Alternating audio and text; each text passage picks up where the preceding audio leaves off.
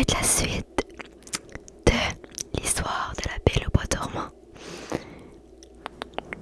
Alors, je t'ai dit que je ferais la suite, donc je l'avais, la suite. Donc après, ça va être terminé, d'accord? Il va y avoir une autre suite. C'est la dernière suite de l'histoire. Mais je vais pas pouvoir la terminer au complet. Elle est trop longue. Mais voilà. Elle est bonne histoire.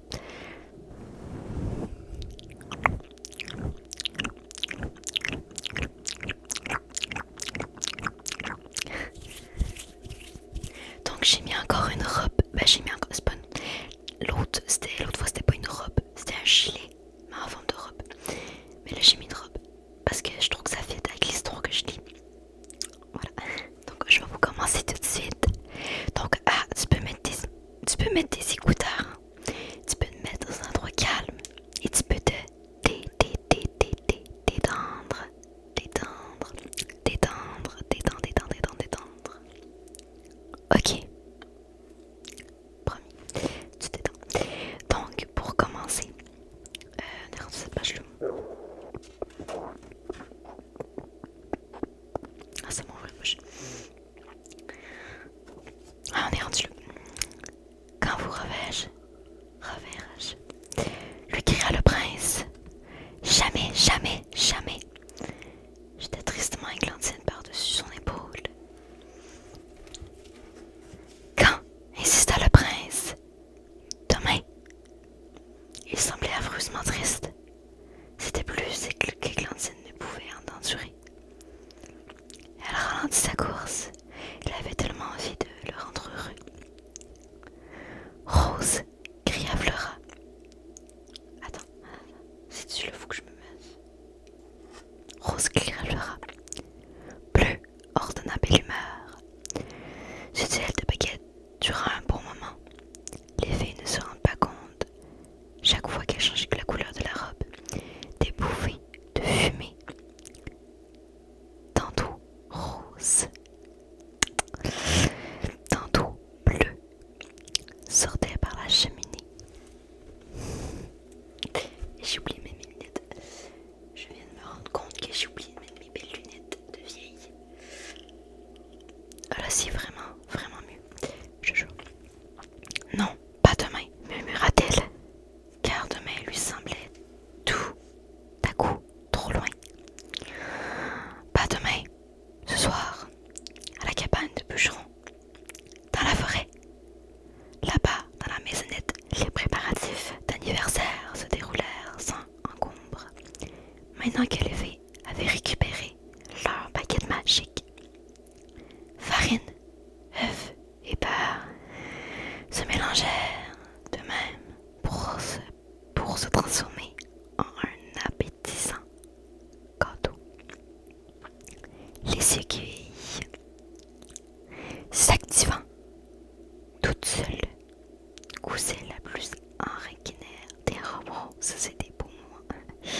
Non, pas de rose, s'écria soudain Belle Humeur, en reculant un peu pour juger de l'effet.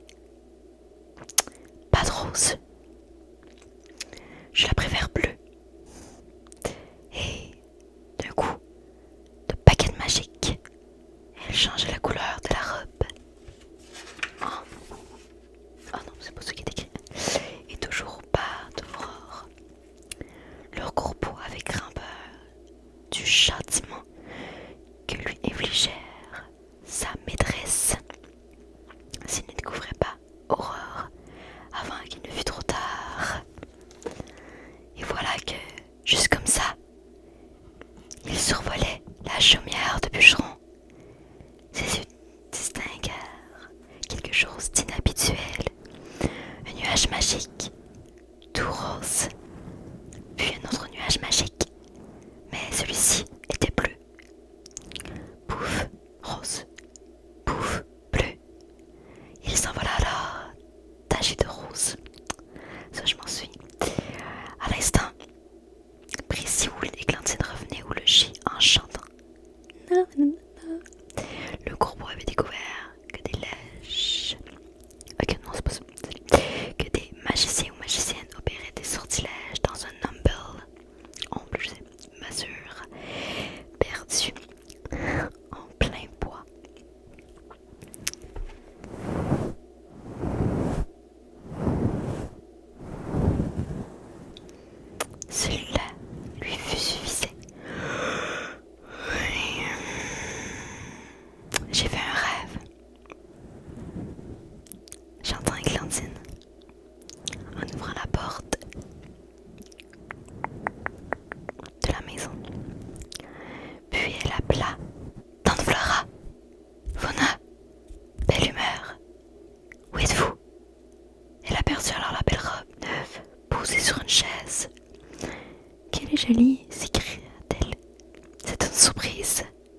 s'écrièrent à leur tour les filles en sortant de leur cachette.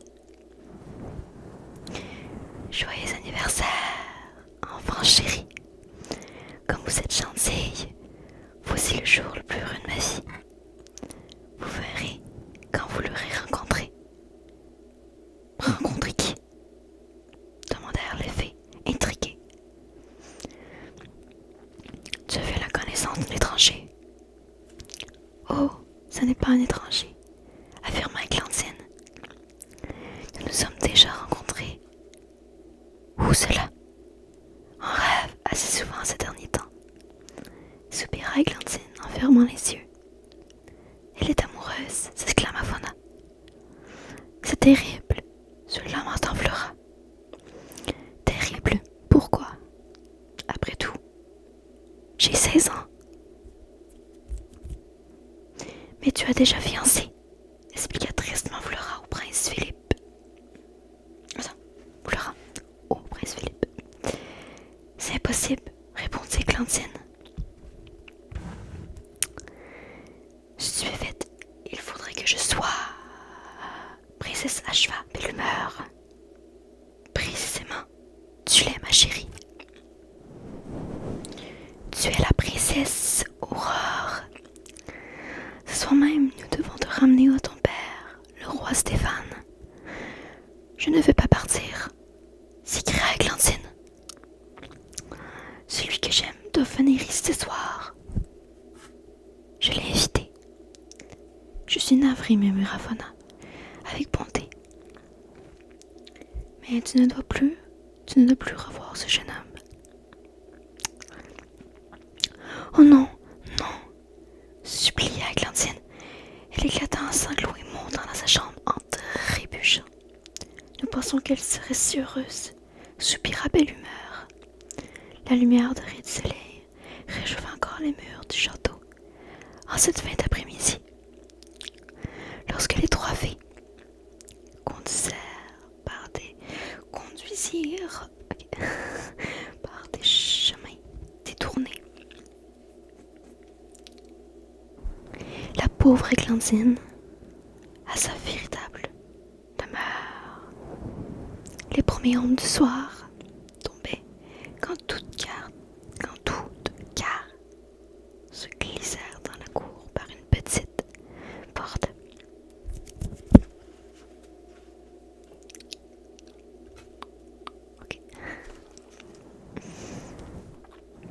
Silencieuse et presque invisible, elles traversèrent rapidement cette cour, pénétrèrent par une voûte obscure dans le château.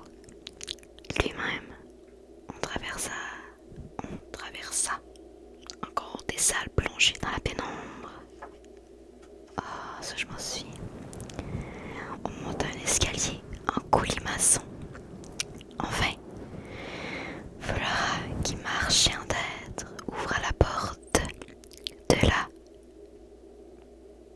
la chambre de la princesse.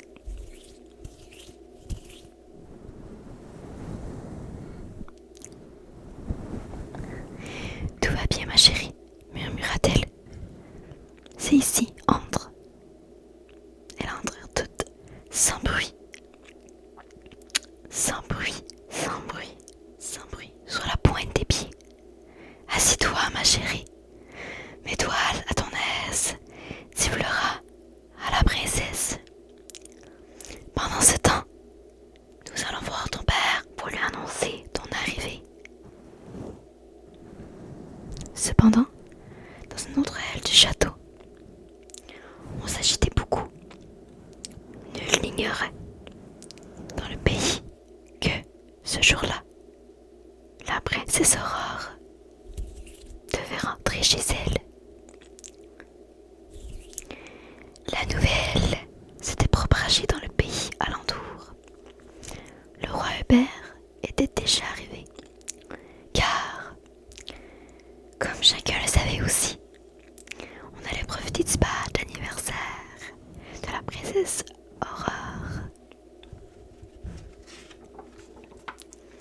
pour annoncer publiquement son mariage avec le prince Philippe, parce qu'elle ne savait pas, c'était le prince Philippe qu'elle a rencontré. Faut m'oublier. Je pense qu'elle savait pas. Bon. Réunis dans le bureau royal, le roi Stéphane et le roi Hubert faisaient des projets. Nous avons déjà fait bâtir une gentille résidence, expliqua Hubert. Nous deux tourtereaux pourrons aller y jeter un coup d'œil demain. Quelque chose de tout simple, vous verrez. Seulement 40 chambres à coucher, quoi. 10 salles à manger et... Mais Hubert, coupa Stéphane tristement. Je n'ai même pas encore ma fille. Et vous parlez déjà de me l'arracher. Il fut interrompu par un héros qui annonçait Son Altesse le Prince Philippe. Mon fils, s'écria Hubert. Et il courut pour l'accueillir. Presse-toi, fiston, lui glissa-t-il à l'oreille.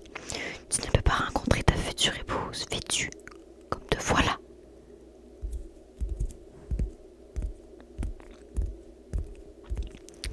Mais je l'ai déjà rencontrée, père, répondit Philippe. Là, mais où ça? En rêve. Cesse de dire des âneries. Âneries. Ça, je pense, c'est le dernier ministre, genre. Fils son père, dans ton sévère. Des fourmis. Mais pas seulement en rêve. Pas seulement en rêve. Rêve.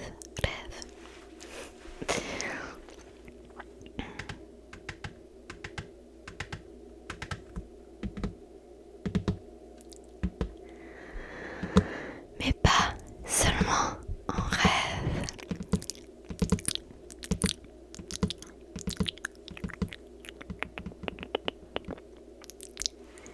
Papa, enchaînant très sérieusement le prince. Je l'ai aussi rencontré pour de bon. Tu as rencontré la princesse Aurore, dit Hubert. Sapristi. Il faut le dire à Stéphane. Mais je n'ai pas dit qu'il s'agissait d'Aurore. Mais j'ai rencontré la jeune fille que j'ai l'intention d'épouser.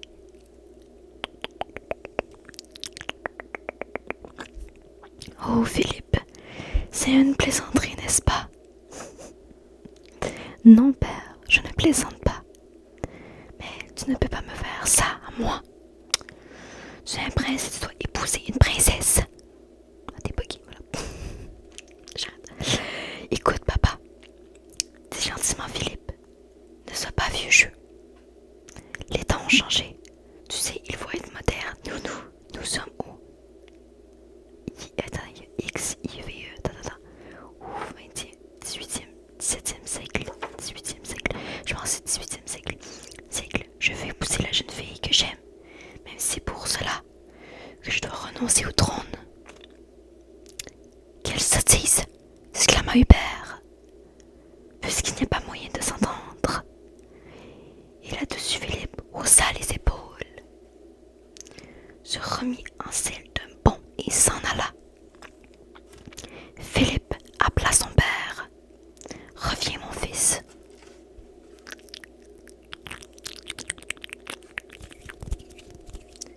Reviens. Mais Philippe avait déjà quitté le château et s'éloignait en direction de la forêt. Alors le roi Hubert se laissa tomber sur des manches de l'entrée et se prit la tête à deux mains.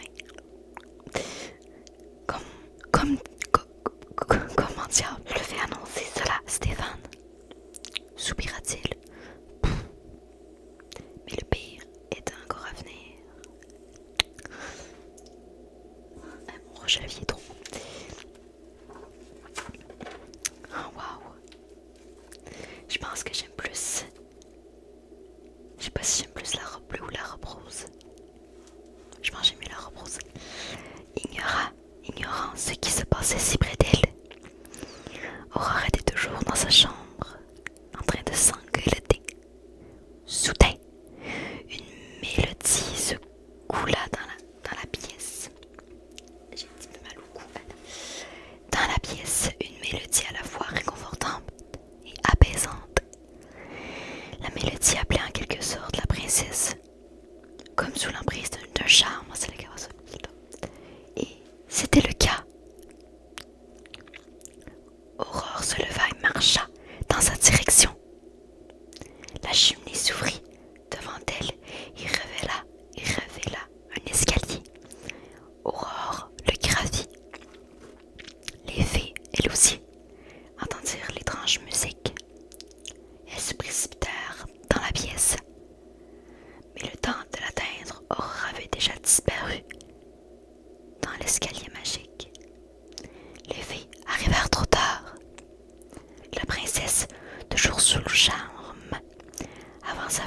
obscur où Carabosse se tenait debout, près d'un rouet.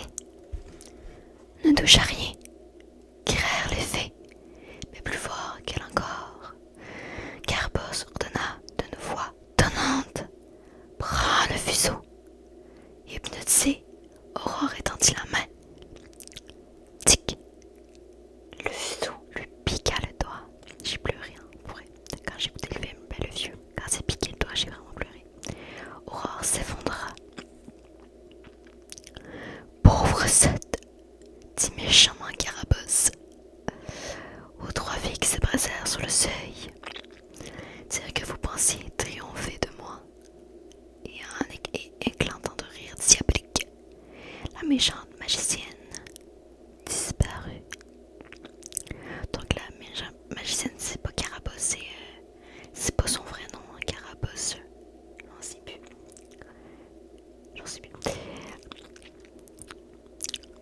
Pauvre roi Stéphane, soupira Fauna, et pauvre reine, cela va leur briser le cœur. Ils ne le sauront pas, dit Stavlora avec énergie. Nous allons les plonger eux aussi dans un profond sommeil. Ils ne se réveilleront qu'en même temps qu'Aurore. Excellente idée, les fées parcourent toutes les pièces de la cave au grenier en semant autour d'elles une poussière idole. Bientôt, le château entier fut comme enveloppé d'une couverture magique. Tout le monde s'endormit. C'était bizarre quand ça s'est produit pour vrai. J'ai pas trop compris parce que j'étais jeune encore.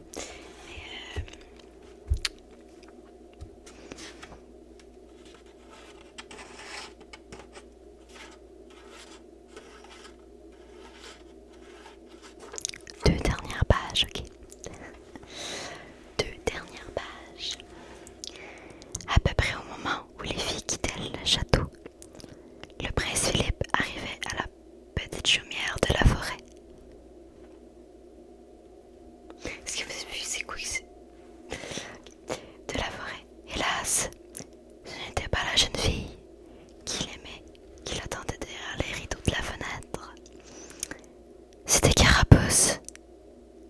Sur le seuil, Philippe redressa les épaules, rectifia les plis de son manteau, puis frappa à la porte. Entrez, fit la méchante fille d'une voix douce. Philippe poussa la porte et entra. Avant que l'infortuné jeune homme ait pu s'accoutumer à l'obscurité ambiante, Carabosse lança un ordre. Prenez-le et emportez-le. Pendant ce temps, Carabosse tourmenta Philippe. Son grand manteau noir tournoyait autour d'elle. Apprends, lui disait-elle, que dans la plus haute tour du château du roi Stéphane, la princesse Aurore dort d'un profond sommeil. Apprends aussi qu'Aurore n'est pas autre que la jeune paysanne dont tu es tombé amoureux aujourd'hui, même dans la forêt. Philippe ouvrit les grands yeux, de grands yeux. La princesse Aurore était celle qu'il aimait, et il était captif. Elle est en vérité merveilleusement belle, consta la méchante fille d'une voix cruelle. Elle continuera à dormir jusqu'à la fin des siècles. Tout cela parce qu'il lui manquera le baiser d'amour sincère qui seul est capable de rompre le charme. Un baiser d'amour sincère. Philippe en aurait donné 1000, 100 000 à sa bien-aimée, et voulut se lever. Ses chaînes l'empêchèrent. Malheureusement. Carabosse éclata de rire. Allez, viens, mon bijou, dit la magicienne.